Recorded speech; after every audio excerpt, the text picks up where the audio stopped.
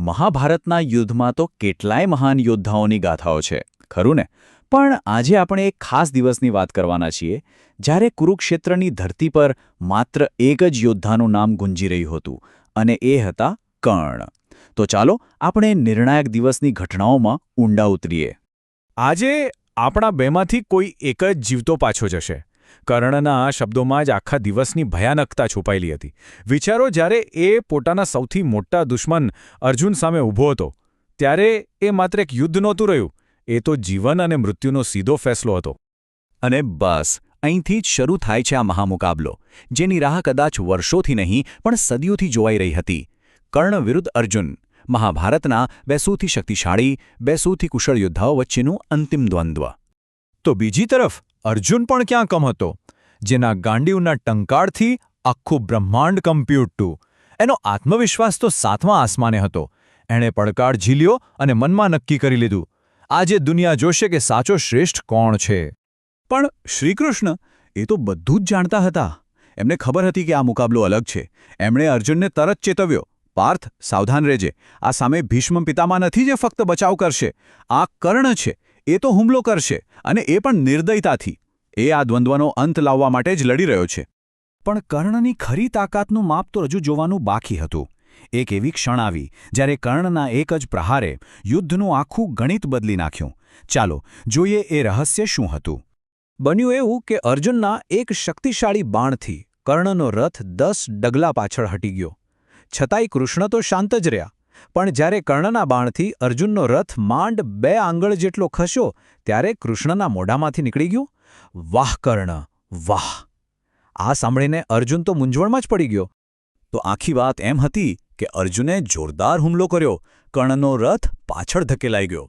કર્ણે વળતો હુમલો કર્યો, અર્જુનનો રથ સહેજ જ ખસ્યો. દેખીતી રીતે તો અર્જુનનો પ્રહાર વધુ શક્તિશાળી હતો. તો પછી કૃષ્ણએ કર્ણની પ્રશંસા કેમ કરી? આ સવાલે જ અર્જુનને એ દિવ્ય રહસ્ય જાણવા માટે મજબૂર કરી દીધો. અને એ રહસ્યનો જવાબ આ તુલનામાં છુપાયેલો છે. જુઓ, એક તરફ હતો કર્ણનો રથ, એકદમ સામાન્ય સારથી સાથે, અને બીજી તરફ હતો અર્જુનનો દિવ્ય રથ, જેના સારથી કોણ? સ્વયં ભગવાન શ્રીકૃષ્ણ. ધ્વજ પર કોણ? સાક્ષાત હનુમાનજી. અને એવું કહેવાય છે કે એ રથ પર આખા બ્રહ્માંડનો ભાર હતો.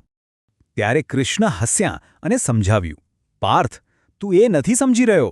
જે રથ પર 3 લોકનો ભાર હોય, જેના સારથી તરીકે હું પોતે બેઠો હોઉં, અને જેના ધ્વજ પર હનુમાનજી બિરાજમાન હોય, એવા રથને 2 આંગળ પણ પાછળ ધકેલી દેવો એ કોઈ સામાન્ય યોદ્ધાનું દામ નથી. એક ક્ષણે અર્જુનને સમજાયું કે કર્ણની શક્તિ કેટલી અકલ્પનીય હતી. પણ એ દિવસે કર્ણની કસોટી માત્ર અર્જુન સામે જ નહોતી. એના બીજા પણ ઘણા પડકારોનો સામનો કરવો પડ્યો, અને એ સંઘર્ષોએ એના ચરિત્રની અસલી ઓળખ દુનિયા સામે મૂકી. એ દિવસે કર્ણે યુવાન અભિમન્યુના પડકારનો સામનો કર્યો, શક્તિશાળી ભીમ સાથે ભયંકર ગદાયુદ્ધ કર્યું, અને વારે વારે એને સૂતપુત્ર કહીને અપમાનિત કરવામાં આવ્યો. છતાં એ પોતાની પ્રતિજ્ઞા પરથી ડગ્યો નહીં. સૂતપુત્ર, બસ આ એક શબ્દ કર્ણના જીવનની સૌથી મોટી વેદના. જ્યારે ભીમે આ શબ્દ કહ્યો, ત્યારે એ એના હૃદયમાં તીરની જેમ વાગ્યો. કારણ કે આ પ્રહાર તેની યોગ્યતા પર નહીં, પણ તેના જન્મ પર હતો, જે તેને સમાજમાં હંમેશા નીચું દેખાડતો હતો. પણ આટલું મોટું અપમાન સહન કર્યા પછી પણ કર્ણે પોતાનો યોદ્ધા ધર્મ ના છોડ્યો.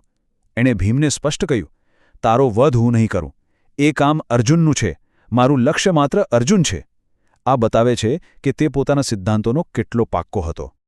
યુદ્ધભૂમિ પર તો યોદ્ધાઓ લડી રહ્યા હતા, પણ એની અસલી, છુપાયેલી કિંમત એ તો મહેલોમાં બેઠેલા લોકો ચૂકવી રહ્યા હતા, આંસુઓથી. 100 આ ખાલી એક આંકડો નથી. આ ગાંધારીના એ 100 દીકરાઓની સંખ્યા છે, જેમને ભીમ એક પછી એક યમલોક પહોંચાડી રહ્યો હતો.